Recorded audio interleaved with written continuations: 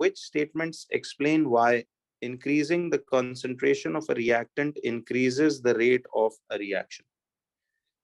कहता है कि बताइए which statements explain why increasing the concentration of a reactant increases the rate of reaction. देखिए ये तो आपने FAQs की फॉर्म में भी नोट्स में डायरेक्ट बातें पढ़ी हुई हैं. कहता है कौन सी स्टेटमेंट एक्सप्लेन करती है कि why increasing the concentration of a reactant. कहता है जी explain why increasing the concentration of a reactant increases the rate of a reaction. तो अब हमने कहता है कि कौन सी स्टेटमेंट एक्सप्लेन करती है why increasing the concentration of a reactant. तो बताइए क्यों concentration of the reactant बढ़ाने से स्पीड बढ़ती है. याद हमने इसका जवाब पढ़ा था कि जब concentration reactant की आप बढ़ाते हो तो बेसिकली जो नंबर ऑफ इफेक्टिव कोलिजन्स हैं पर सेकंड वो आपकी ज्यादा होती जाती है. तो फिर जाहिर बात है कि जब नंबर ऑफ इफेक्टिव कोलिजन्स ज्यादा होंगी तो फिर आपका ज्यादा पार्टिकल्स जो है वो कन्वर्ट होंगे प्रोडक्ट्स. तो इसका मतलब ये हुआ कि जरा चलो चेक करते हैं. पहली बात कि it increases the collision rate of particles. ये बात तो कुछ दुरुस्त लग रही है कि जब कंसंट्रेशन बढ़ती है जाहिर है आबादी पार्टिकल्स के रिएक्टेंट्स की आबादी बढ़ेगी तो फिर ऑब्वियसली कोलिजन रेट का मतलब होता है number of collisions per second बढ़ेंगी. ठीक है जी. अच्छा दूसरी बात it lowers the activation energy. ये तो बिल्कुल बात सही नहीं है. ये तो हम कैटलिस्ट डालने से एक्टिवेशन एनर्जी लोअर करते हैं. कंसंट्रेशन बढ़ाने से तो एक्टिवेशन एनर्जी लो नहीं होती.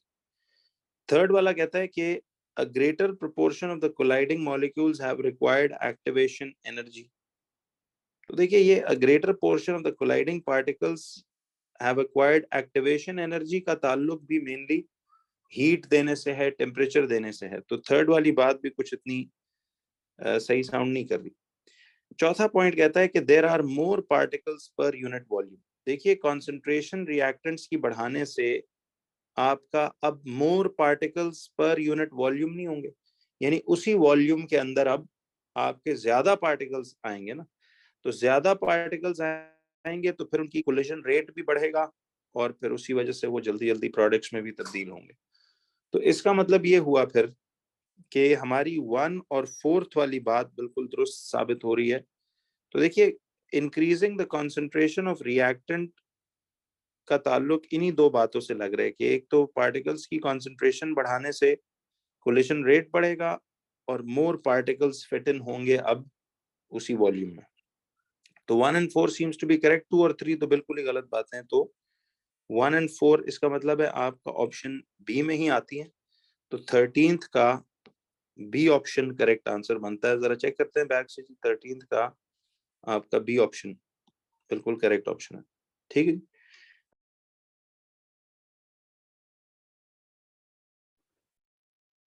थर्टींथ में कहता है कि an excess of calcium carbonate reacts with dilute hydrochloric acid. ठीक है. अब ये जहन में रखो बच्चों कि calcium carbonate is an excess. देखो ये याद रखा करो कि an excess of calcium carbonate इसका मतलब है कि कैल्शियम कार्बोनेट एक्सेस में है. कहता है वो रिएक्ट करता है डाइल्यूट हाइड्रोक्लोरिक एसिड के साथ. तो सवाल ये था कि ये एक्सेस ऑफ कैल्शियम कार्बोनेट है वो रिएक्ट करता है डाइल्यूट हाइड्रोक्लोरिक एसिड के साथ. तो मुझे ये बताइए कि कैल्शियम कार्बोनेट का एक्सेस जो है वो डाइल्यूट हाइड्रोक्लोरिक एसिड से रिएक्ट कर रहा है. अब समझने की बात ये है बच्चों कि इसका मतलब है कि हाइड्रोक्लोरिक एसिड इस केस में कौन होगा? Limiting reactant. ठीक है. तो अब जरा ये सोचिए कि कैल्शियम कार्बोनेट जो है वो आपका इनिशियल रिएक्टेंट है और हाइड्रोक्लोरिक एसिड वो लिमिटिंग रिएक्टेंट. अब वो कह रहे हैं कि the volume of carbon dioxide produced is measured at regular time intervals. The volume of carbon dioxide produced is measured at regular time intervals.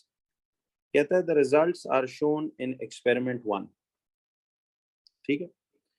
अब आपको ये रिएक्शन वैसे याद करवा दूं जरा कि कैल्शियम कार्बोनेट जब रिएक्ट करता है विद हाइड्रोक्लोरिक एसिड तो it produces calcium chloride plus H2O plus CO2।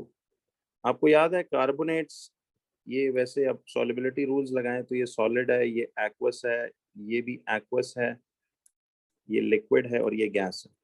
वैसे रिकॉल्स दे रहा हूँ कि calcium carbonate, you all remember कि this is basic in nature और HCl एसिड होता है, तो फिर जाहिर है कि ये एक न्यूट्रलाइजेशन रिएक्शन की मिसाल है और इसमें सॉल्ट, वाटर और कार्बोनेट्स की वजह से कार्बन डाइऑक्साइड प्रोड्यूस होता है। अब वो कहता है कि जी एक्सेस ऑफ कैल्शियम कार्बोनेट, अच्छा जब इसका एक्सेस आपने डाला है तो ये जहन में रखें कि HCl will be the limiting reactant, यानी HCl पूरा पूरा खर्च होगा, कैल्शियम कार्बोनेट का कुछ हिस्सा एंड ऑफ द रिएक्शन पे थोड़ा रह जाएगा। Just giving you recalls. तो वो कहते हैं कि the volume of carbon dioxide produced is measured at regular time intervals, the results are shown in experiment 1। अब देखिए ये एक्सपेरिमेंट 1 का ग्राफ उसने यूं बताया हुआ कि एक्सपेरिमेंट 1 के ग्राफ में आप अगर गौर कीजिए तो आपको यहाँ से नजर आ रहा होगा कि देखिए एक्सपेरिमेंट 1 के ग्राफ में ये आपके पास कार्बन डाइऑक्साइड का अमाउंट, इतना वॉल्यूम प्रोड्यूस हो रहा है इधर, ऐसे ही। तो ये एक्सपेरिमेंट 1 की बात कर रहे हैं। अब वो कहता है कि the experiment is repeated with only one change to the reaction conditions, the results are shown as experiment 2। अब कहता है देखो एक्सपेरिमेंट 2 का रिजल्ट्स में कुछ ऐसा आ रहा है, यानी गौर से देखिए तो आपको दिख रहा होगा कि आपके पास ये जो है इधर से ये एक्सपेरिमेंट 2 आ रहा है, ठीक है। तो सवाल ये था कि ये आपको एक्सपेरिमेंट 2 आ रहा है, ये आपके पास एक्सपेरिमेंट 1 आ रहा है। अच्छा अब जरा गौरतलब बात ये है कि देखिए एक्सपेरिमेंट 2 में मोर कार्बन डाइऑक्साइड का volume, more volume of carbon dioxide produce हुआ है, ऐसा ही है कि देखिए एक्सपेरिमेंट 2 में, यानी अब वो क्या चेंज किया होगा कि एक्सपेरिमेंट 1 की निस्बत अब एक्सपेरिमेंट 2 में ज्यादा अमाउंट या volume of carbon dioxide produce हो रहा है। तो एक्सपेरिमेंट 1 में less volume of carbon dioxide produce हो रहा है, ठीक है, और एक्सपेरिमेंट 2 में मोर वॉल्यूम है और एक्सपेरिमेंट 1 में लेस वॉल्यूम। तो अब जरा मुझे एक बात बताइए, क्या वो चेंज उसने किया होगा?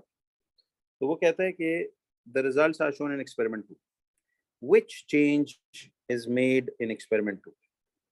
देखिए अगर खाली टेम्परेचर बढ़ाया होता, चलो देखते हैं one by one. The concentration of the acid is increased, क्योंकि acid is the limiting reactant ना, तो ये फुली कंज्यूम होगा। तो यकीनन देखिए जब आप एसिड की कॉन्सेंट्रेशन को चेंज करेंगे तो चलो देखते हैं जरा कि कॉन्सेंट्रेशन ऑफ द एसिड अगर चेंज होगी तो उससे तो सिर्फ क्या फर्क पड़ना चाहिए, बताइए। कॉन्सेंट्रेशन अगर चेंज हो, जवाब दीजिएगा जरा, तो किस चीज पे असर पड़ता है? स्पीड पे ना। तो उससे तो फिर इसका जो स्लोप है, देखिए अभी इधर तक तो इनकी स्लोप तकरीबन बराबर आ रही है, यहाँ प्रोडक्ट जो है हमारे पास ज्यादा निकल के आ रहा है, यानी कार्बन डाइऑक्साइड ज्यादा प्रोड्यूस हो रही है एक्सपेरिमेंट 2 में। स्पीड तो सेम स्लोप है, देखो इनिशियली सेम स्लोप है दोनों की। खैर बी में कहता है the volume of acid is increased. क्या लगता है आपको कि एसिड का वॉल्यूम बढ़ाने से क्या ख्याल है कि कुछ प्रोडक्ट पे फर्क पड़ा होगा?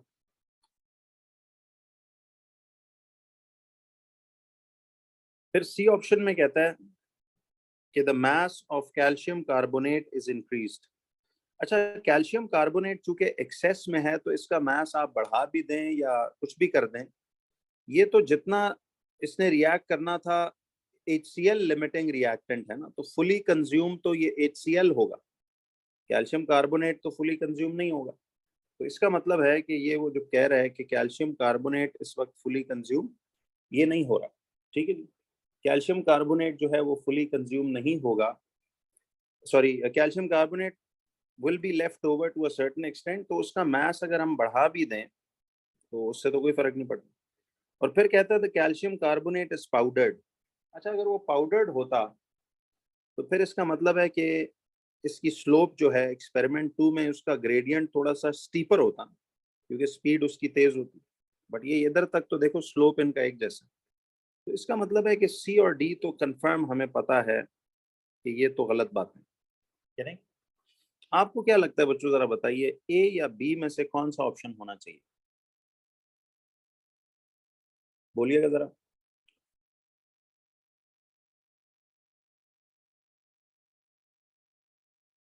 अभी तक एक रिस्पॉन्स आया, बोलिए। देखिए, इसका जो करेक्ट आंसर है ना वो, अब देखो कॉन्सेंट्रेशन ऑफ द एसिड अगर बढ़ती तो कॉन्सेंट्रेशन के बढ़ने के साथ साथ ग्रेडियंट भी उसका बढ़ना चाहिए था और उसका प्रोडक्ट भी बढ़ता।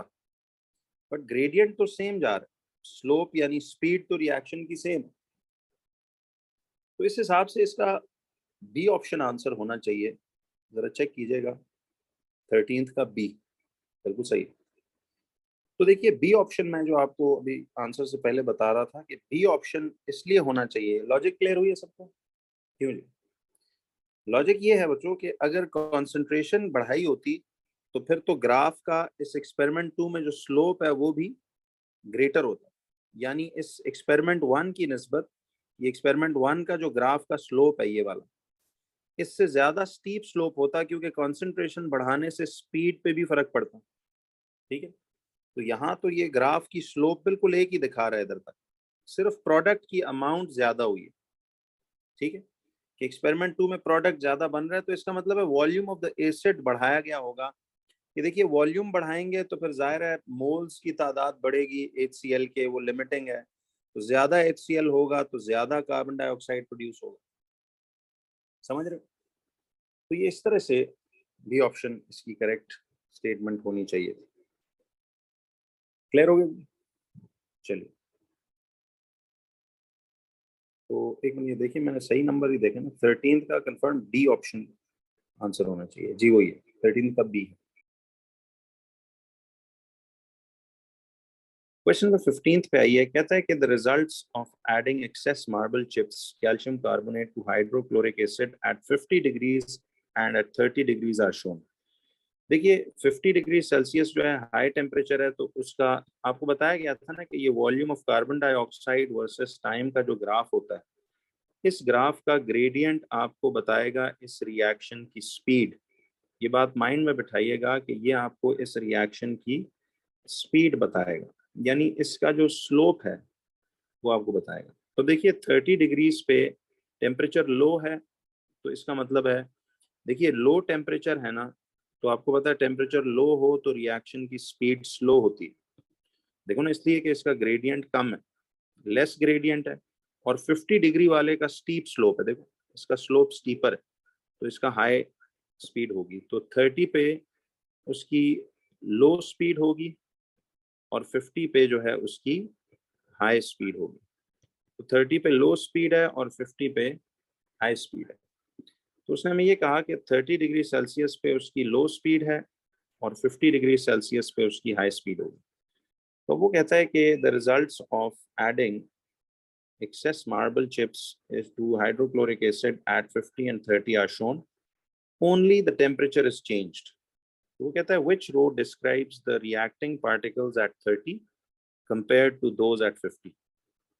तो 30 पे जाहिर है लो टेम्परेचर है, तो कोलिजन रेट लोअर होगा,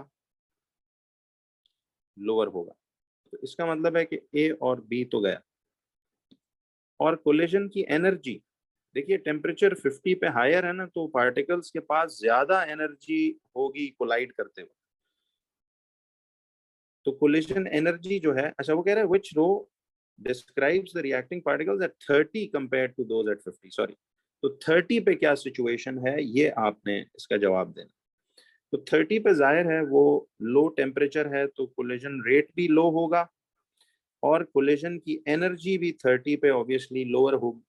तो जब जिस एनर्जी से वो टकराएंगे वो भी जाहिर है कम काइनेटिक एनर्जी होगी उनकी, तो फिर कम एनर्जी से टकराएंगे। तो डी ऑप्शन, दोनों चीजें इसमें लोअर होनी चाहिए। 15th का D is the correct answer. तो 15th का देख लेते हैं जी जरा आंसर फ्रॉम द बैक कि 15th का डी ऑप्शन। ठीक है जी।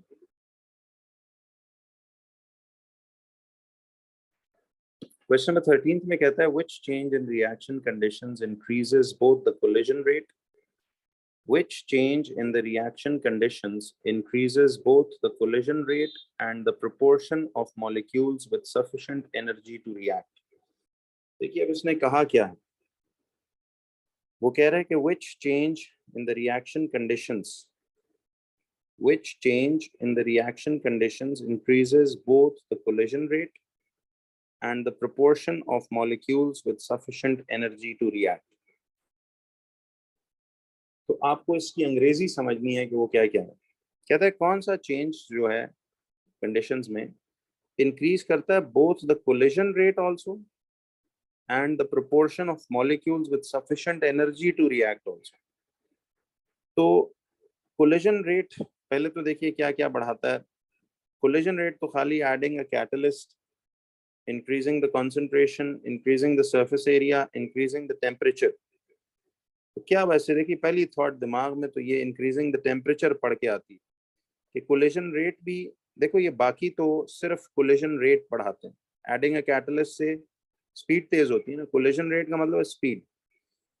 इंक्रीजिंग द कंसंट्रेशन से भी speed, increasing the surface area से भी स्पीड सिर्फ बढ़ती है, यानी इन तीनों से तो सिर्फ कोलिजन रेट बढ़ेगा। लेकिन ये जो डी वाला ऑप्शन है जरा गौर से देखो कि इसमें ना सिर्फ कोलिजन रेट बढ़ेगा बल्कि proportion of molecules with sufficient energy. याद है टेम्परेचर बढ़ाते जाएं तो फिर वो जो एक्टिवेशन एनर्जी चाहिए वो भी तो उनकी जल्दी अचीव होगी and they will convert into products. तो डी ऑप्शन दोनों काम तेज कराता है, एक तो ये कोलिजन रेट भी बढ़ाता है और proportion of molecules with sufficient energy to react भी यही करता है। इसका मतलब है कि ये दोनों काम फिर डी वाले हरकत से हो रहे हैं। तो 13 का डी। तो कुछ बातें अगर आपको कॉन्सेप्चुअली क्लियर है तो पढ़ते साथ समझ आएगा कि यार ये बात ठीक कर रहे हैं।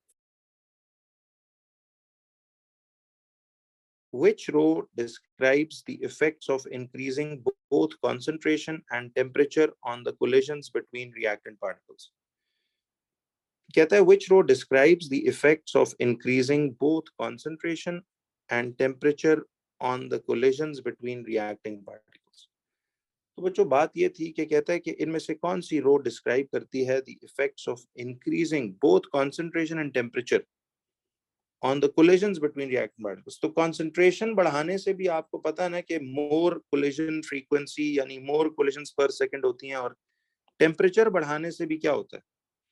तो मुझे जरा एक बात ये बताइए कि दोनों केसेस में आप जरा गौर कीजिएगा कि कंसंट्रेशन बढ़ाने से भी जो है वो कोलिजन्स की तादाद बिटवीन रिएक्टेंट पार्टिकल्स बढ़ती है, और टेम्परेचर बढ़ाने से भी याद है वो एनर्जी गेन करते हैं, उनका काइनेटिक एनर्जी बढ़ता है, तो they collide with each other more often and with a greater energy, तो ज्यादा इफेक्टिव कोलिजन्स उस केस में होती हैं। तो बहरहाल इसका तो डायरेक्ट हम देख लेते हैं कि जी दोनों से बढ़ेगा ही। तो इंक्रीजिंग कॉन्सेंट्रेशन और इंक्रीजिंग टेम्परेचर से क्या होगा, मोर कोलिजन्स पर सेकंड, मोर कोलिजन्स पर सेकंड ओनली। ये बात तो चल ठीक लग रही है कि कॉन्सेंट्रेशन बढ़ाने से सिर्फ कोलिजन्स बढ़ेंगे, उनका प्रोडक्ट में तब्दील होना जरा चलो वो टेम्परेचर से मेनली रिलेटेड है, तो मोर कोलिजन्स पर सेकंड ओनली नहीं, टेम्परेचर बढ़ाने से ना सिर्फ मोर कोलिजन्स होंगी बल्कि वो जो है सफिशिएंट एनर्जी टू रिएक्ट भी उनको मिलेगी ना, ताकि वो प्रोडक्ट्स में तब्दील हो। तो ए ऑप्शन में तो आधी बात कर रहा है, यानी ये बातें दोनों ठीक है, मोर कोलिजन ओनली, लेकिन इधर ओनली नहीं होगा। यहाँ पे मोर एनर्जी यानी सफिशिएंट टेम्परेचर बढ़ाने से रिएक्टेंट्स के पास ना सिर्फ मोर कोलिजन्स पर सेकंड होंगे बल्कि सफिशिएंट एनर्जी टू रिएक्ट भी मिलेगी, एक्टिवेशन एनर्जी बड़ा क्विकली उनका अचीव होगा। तो ए ऑप्शन मतलब कंप्लीटली दुरुस्त बात नहीं है। बी में कहता है more collisions per second and more collisions with sufficient energy to react, नहीं, कंसंट्रेशन बढ़ाने से सिर्फ मोर कोलिजन्स बढ़ेंगे। देखिए ना आबादी बढ़ी है और तो आपने कुछ चीज नहीं की उसमें। तो इसमें देखिए ना मोर कोलिजन्स ओनली, चले मैं इसको डिलीटिंग मेथड से करता हूँ कि मोर कोलिजन्स कंसंट्रेशन बढ़ाने से तो हमें समझ आ रही है कि यार या more collisions only and more collisions only, ठीक है। तो ऑप्शन बी और डी तो वैसे ही पहली बात की वजह से गलत है कि कंसंट्रेशन बढ़ाने से उन्हें मोर एनर्जी टू रिएक्ट नहीं मिलती, ठीक है, दिस उनकी सिर्फ कोलिजन्स पर सेकंड बढ़ जाती है। ठीक है जी, तो अब जरा सोचिए कि या तो ऑप्शन ए है या सी है। अब अगली बात देखते हैं कि इंक्रीजिंग टेम्परेचर से मोर कोलिजन्स ओनली तो नहीं होता, ये बात इधर से गलत होगी। तो सी वाली बात फिर दुरुस्त होगी ऑब्वियसली कि मोर कोलिजन्स पर सेकंड ओनली, इधर कंसंट्रेशन बढ़ाने से मोर कोलिजन्स पर सेकंड ओनली बढ़ते हैं, और टेम्परेचर बढ़ाने से ना सिर्फ मोर कोलिजन्स पर सेकंड बल्कि more collisions with sufficient energy to react. तो टेम्परेचर बढ़ाने से ये बात अचीव होती है। तो सी वाला ऑप्शन इसका अपेयर्स टू बी फाइनली बिल्कुल करेक्ट। ठीक है, तो 14th का चेक करते हैं जरा, सी ऑप्शन ही बनना चाहिए। बिल्कुल सही है, तो 14th का सी ऑप्शन ही आ रहा है। क्वेश्चन नंबर 3 पे आते हैं जी, कि थर्ड वाला सवाल उसने क्या दिया हुआ। देखिए, अब आपको उम्मीद है इन चीजों से जरा रिविजन्स अच्छी चल रही होंगी, बातें सारी दिमाग में बैठ रही हैं। जरा मुझे एक बात बताओ, क्वेश्चन नंबर 3 कहता है the symbol equation for the industrial production of ammonia is shown. देखो, आपको अमोनिया का nitrogen gas plus hydrogen gas, और ये एक रिवर्सिबल रिएक्शन है जो अमोनिया गैस बना रहा, और इसका delta H -90 kilo joules per मोल। अब जरा वो कहता है कि state 2 methods of increasing the rate of this reaction. देखो, रेट का लफ्ज होता है, रेट का मतलब है कि वो स्पीड ऑफ रिएक्शन के बढ़ने कम होने की बात कर रहा है। वो कह रहा है कि स्टेट करो 2 तरीके जिससे रेट ऑफ दिस रिएक्शन बढ़ जाए। तो बच्चों, जनरली वैसे एक बात बताइए यार, कि ये रिएक्शन हेबर प्रोसेस, इसमें एक तो गैसेस इन्वॉल्व हैं, तो गैसेस वाला रिएक्शन किस तरह स्पीड अप किया जा सकता है। तो एक तो आप इसमें ये कर सकते हो कि आप प्रेशर को क्या कर दें कि इंक्रीज द प्रेशर, तो ओवरऑल स्पीड ऑफ रिएक्शन क्या बढ़नी जाएगी। देखो, उसने आपसे ये नहीं कहा कि स्पीड ऑफ फॉरवर्ड बढ़ानी है या स्पीड ऑफ बैकवर्ड बढ़ानी, उसने सिर्फ कहा कि 2 तरीके बताइए जिससे rate of this reaction speed up हो जाए, बढ़ जाए। तो फिर आप सोचिए, किसी ऐसे रिएक्शन जिसमें गैसेस इन्वॉल्व हो, तो एक तरीका तो इसमें प्रेशर बढ़ाने का होगा कि प्रेशर बढ़ाओगे तो ओवरऑल स्पीड तेज होगी रिएक्शन की। वो फॉरवर्ड की बढ़ती है बैकवर्ड की, वो तो स्पीड ऑफ फॉरवर्ड बैकवर्ड का पूछे तो बताना, बट जनरली स्पीड बढ़ेगी।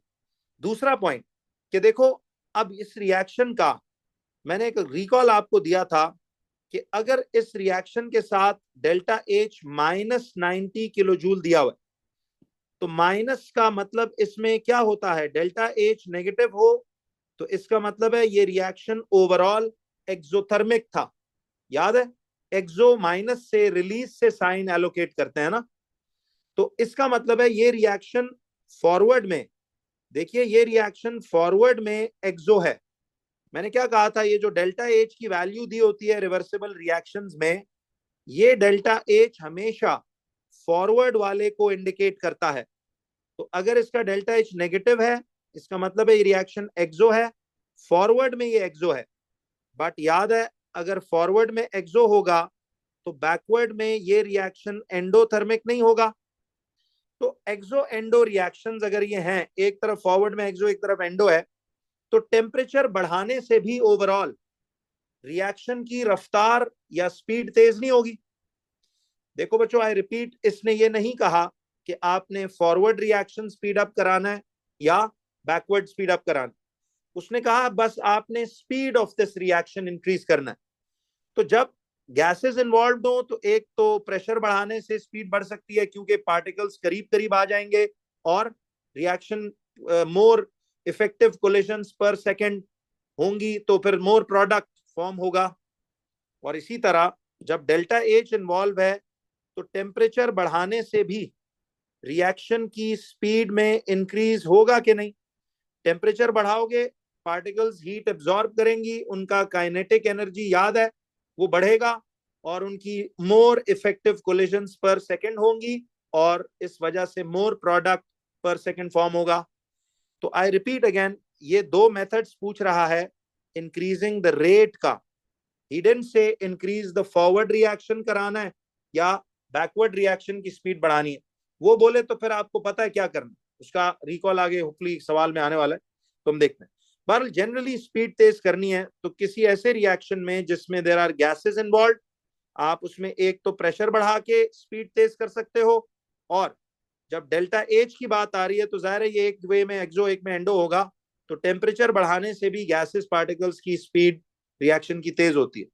तो इफ वी लुक बैक तो जरा देखते हैं कि इसने हमें क्या किया हुआ। तो देखो एक कहता है इंक्रीज द टेम्परेचर, पहला मार्क कहता है उसका दो, दूसरा mark increase the pressure. Order से फर्क नहीं पड़ता, आप कोई पहले लिख दो बाद में, बातें दो सेम होनी चाहिए।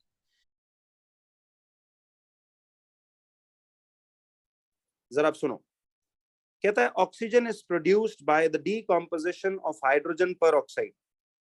Oxygen is produced by the decomposition of hydrogen peroxide. Magnesium 4 oxide is the catalyst for this reaction. Yet again cut copy एक कॉन्सेप्ट था, आपको याद आ रहा है बच्चों कुछ? Lab preparation method of oxygen, आपको याद है lab preparation method of oxygen?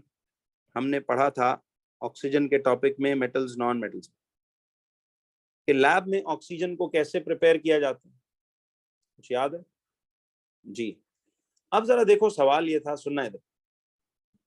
कहता है oxygen is produced by the decomposition of hydrogen पर oxide.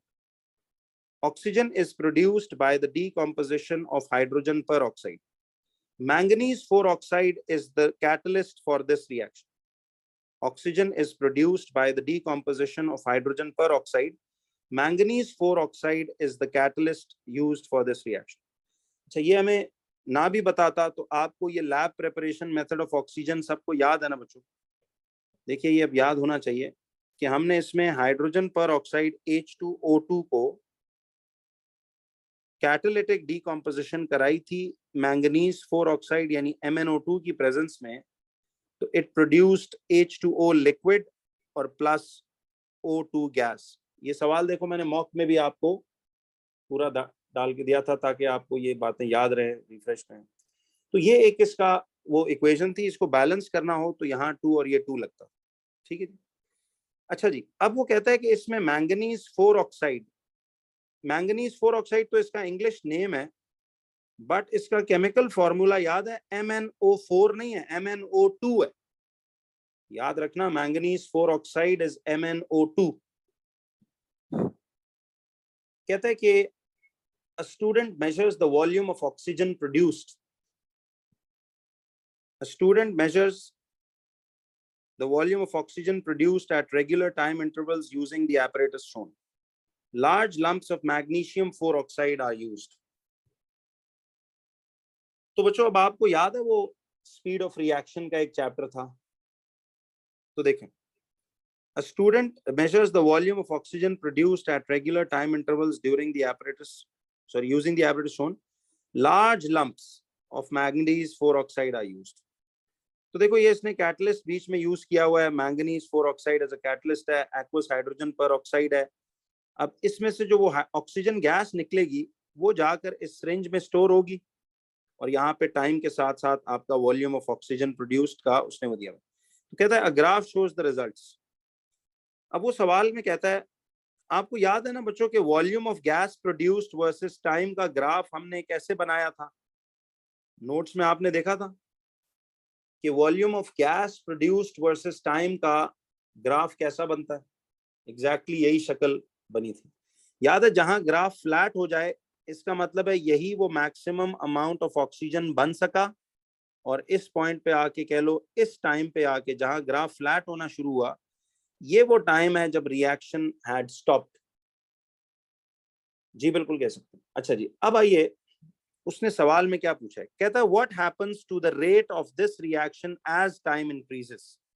In your answer explain why the rate changes in this way. 4 marks हैं अभी। अब देखो इसमें ना आपको जवाब तो आता होगा, सिर्फ इसको ना बंदे को फ्रेज आउट करना नहीं आता कि यार अब इसमें फ्रेजिंग में कैसे लिखूं। तो अब देखिए आपको वो ये कह रहा है, मुझे एक बात बताओ बच्चों, एक छोटी सी इधर अपडेट और भी आप लोग लिख लें। देखें, मुझे एक बात बताओ बच्चों कि ये जो volume of gas produced versus time का ग्राफ, आपको ये याद रहेगा कि इस ग्राफ का ग्रेडियंट आपको स्पीड ऑफ रिएक्शन बताता है।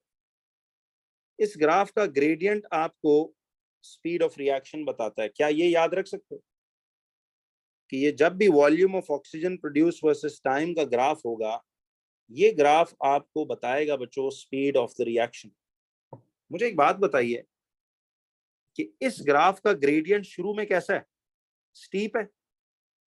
तो अगर ग्रेडियंट स्टीप है तो इसका मतलब है स्पीड भी तेज होगी। फिर आहिस्ता आहिस्ता आप देख रहे हो ग्राफ का ग्रेडियंट जो है वो कम होता जा रहा है।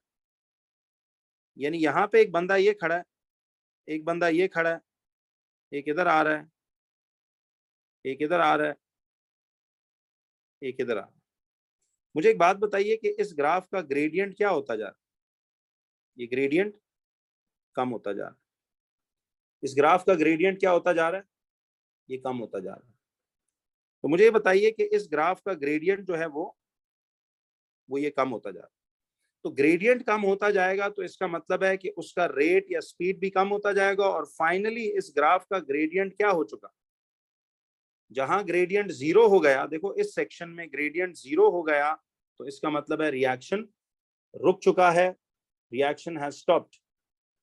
तो उसने पहले पूछा है what happens to the rate of this reaction as time increases. मुझे बताओ बच्चों, रेट ऑफ दिस रिएक्शन को टाइम के बढ़ने के साथ साथ क्या होता जा रहा है? देखिए, जैसे जैसे टाइम बढ़ रहा है, रिएक्शन की स्पीड शुरू में तेज है और फिर रिएक्शन की स्पीड कम होती जा रही, और फाइनली रिएक्शन की स्पीड जीरो हो चुकी। समझ रहे हो ना? क्योंकि देखो ना, इसका ग्रेडियंट डिक्रीज हो रहा है तो फिर इसका मतलब है स्पीड ऑफ रिएक्शन भी कम हो रही है, और फिर जब ग्रेडियंट जीरो हो गया, देखो इधर से इधर तक ग्रेडियंट कम हो रहा है, तो इसका मतलब है रिएक्शन की ग्रेडियंट कम हो रहा है तो स्पीड भी कम होगी। और फिर इधर से इधर ग्रेडियंट इसका क्या है? जीरो है। देखिए, इधर से इधर तक ग्रेडियंट उसका जीरो है, तो इसका मतलब है रिएक्शन की स्पीड भी जीरो हो चुकी है, यानी रिएक्शन रुक चुका है। तो अपडेट ये याद रखना कि ये volume of gas versus time का जो ग्राफ होता है, इस ग्राफ का ग्रेडियंट हमेशा आपको स्पीड ऑफ रिएक्शन बताएगा। तो जैसा जैसा आप ग्रेडियंट होगा वैसी वैसी उसकी स्पीड होगी। तो देखिए, अब उसने पहले तो ये पूछा था कि what happens to the rate of this reaction as time increases. तो हम बोलेंगे टाइम के बढ़ने के साथ साथ the rate of reaction decreases until the reaction stops. आगे उसने पूछा कि in your answer explain why the rate changes in this way. क्यों रेट इस तरह बदलता है? क्यों रिएक्शंस हमेशा शुरू में तेज और एंड पे आपके पास जो है वो स्लो हो जाते हैं और फाइनली खत्म? क्योंकि देखें बच्चों, शुरू में हाइड्रोजन पर ऑक्साइड की कॉन्सेंट्रेशन कैसी होगी? हाइड्रोजन पर ऑक्साइड की कॉन्सेंट्रेशन इसमें बहुत हाई है।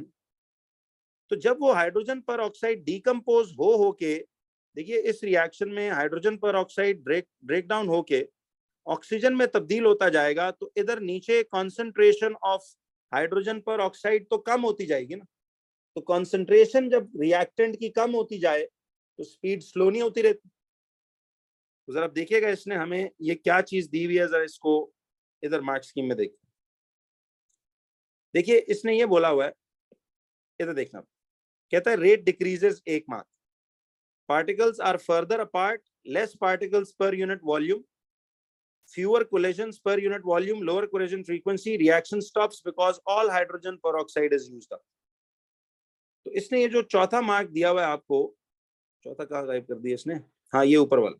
तो इनिशियली उसने सबसे पहले तो ये कहा कि जी रेट क्या हो रहा है? डिक्रीज हो रहा है अंटिल रिएक्शन स्टॉप्स। मैंने चले सीक्वेंस सिर्फ ऑल्टर किया हुआ है, बाकी तो चारों बातें मैंने की हैं। देखें कि रेट डिक्रीज हो जाता है और रिएक्शन अल्टीमेटली स्टॉप हो जाता है, ठीक है, जब सारा हाइड्रोजन पेरोक्साइड यूज अप हो जाएगा।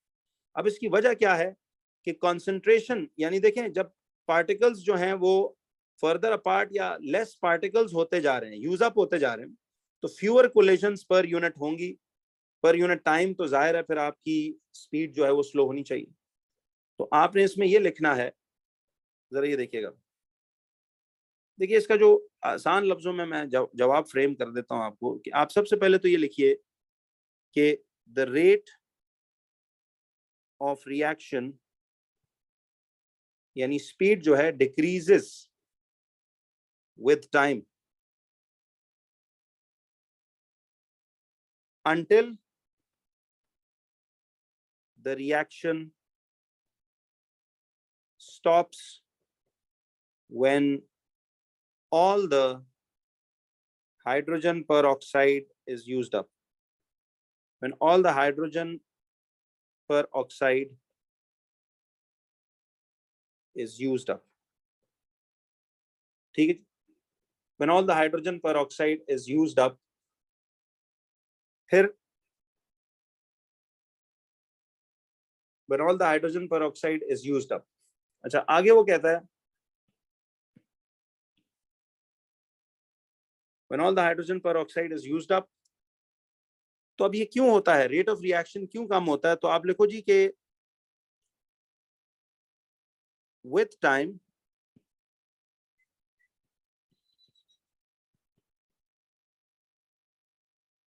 the concentration of hydrogen peroxide decreases.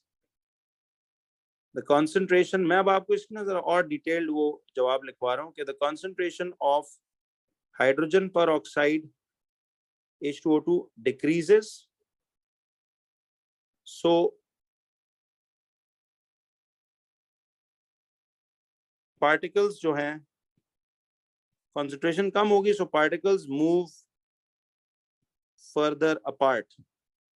Particles move further apart, so less collisions per unit time take place. तो obviously जब कम collisions per unit time occur होंगी तो reaction की रफ्तार slow हो जाएगी. तो ये आपने basically यूं लिखना जी. हाँ, इधर बेहतर लफ्ज है इफेक्टिव कोलिजन. सही कह रहे हो, यहाँ पे हम इफेक्टिव कोलिजन लिखते थे ना. सो लेस इफेक्टिव, अब ये मैंने जगह थोड़ी सी चलो यूज अप हो गई, लेकिन आपने गिवन स्पेस के अंदर ही रहना. So less effective collisions take place. जी, यूज कर सकते हैं, वैसे सिंबॉलिक फॉर्मूला भी लिख सकते हो, लेकिन बेहतर है वर्ड्स में लिखें.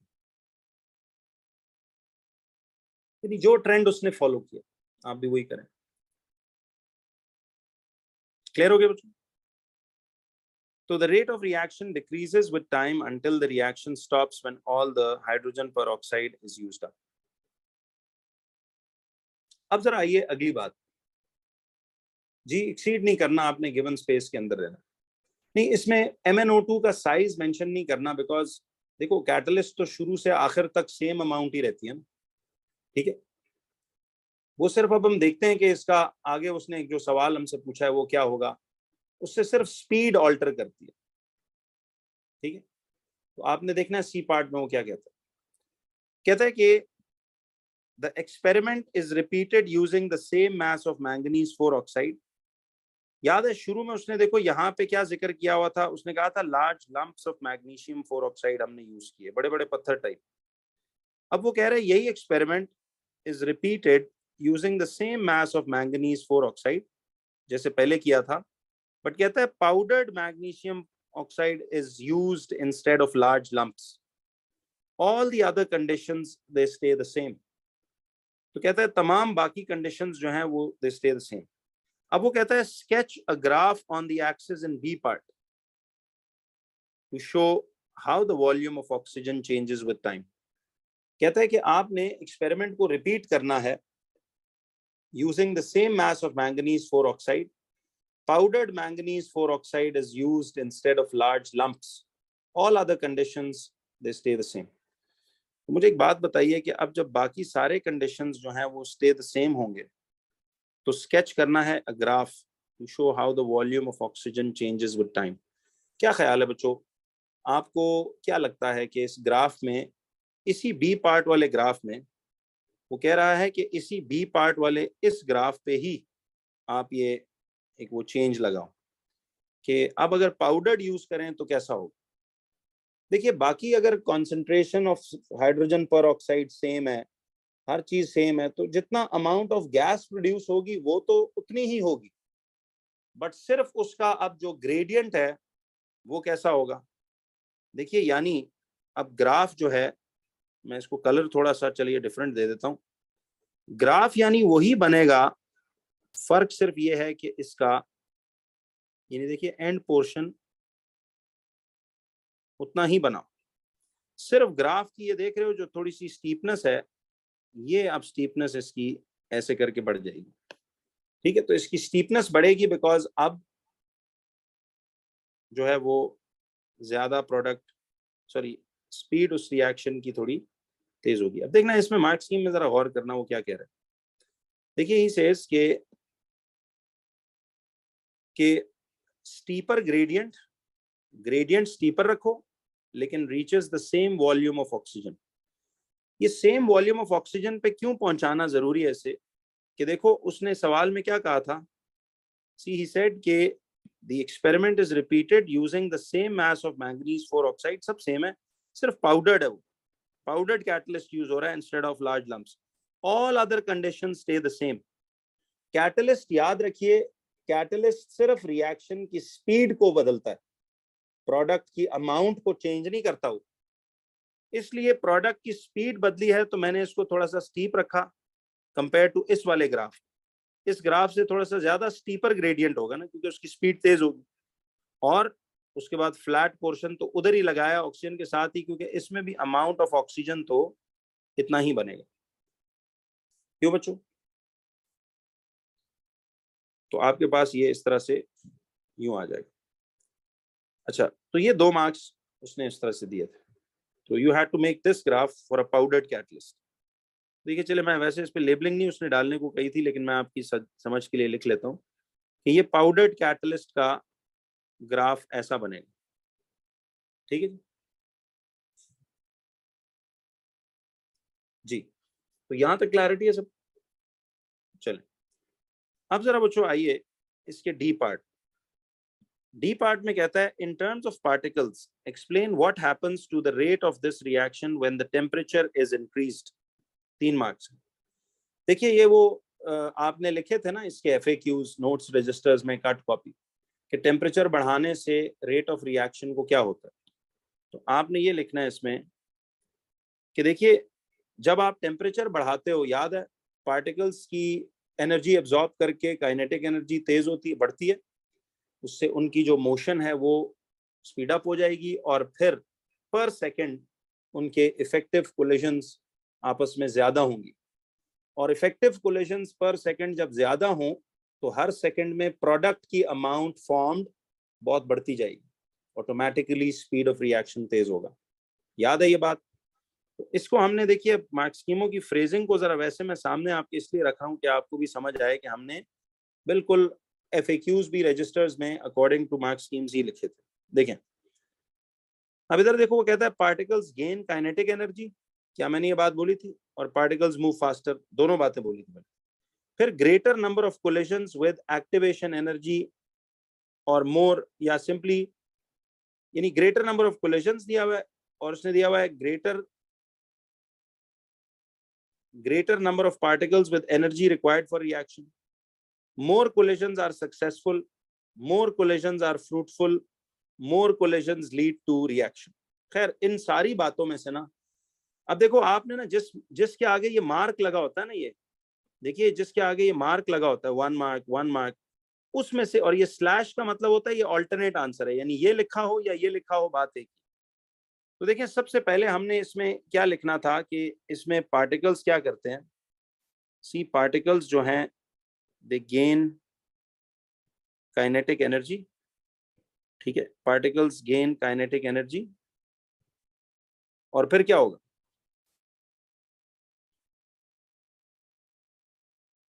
तो particles gain kinetic energy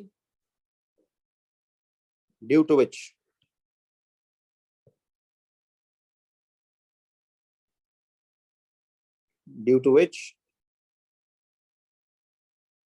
greater collisions will take place as a result, greater number of effective collisions. As a result, greater number of effective collisions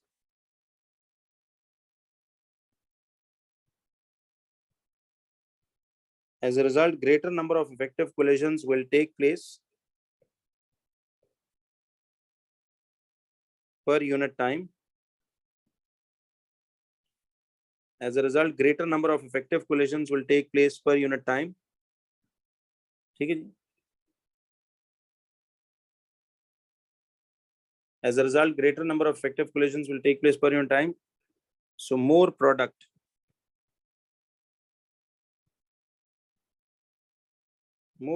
will be formed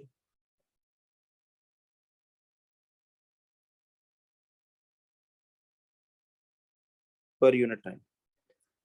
तो more product जो है वो form होगा per unit time. तो ये इसका पूरा एक वो हमने ऐसे लिखना है.